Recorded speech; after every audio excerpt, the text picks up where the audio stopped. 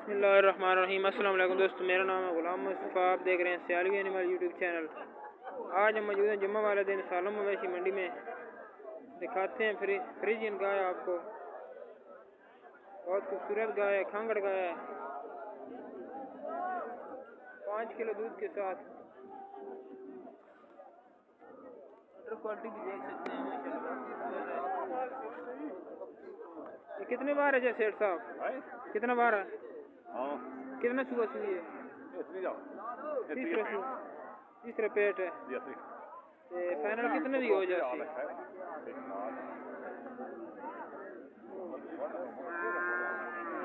देख सकते हैं जवान गाय है, बूढ़ी नहीं है। दांत भी आपको दिखा देते हैं। सब दांत दिखाओ नहीं देते, कीमत की है नहीं।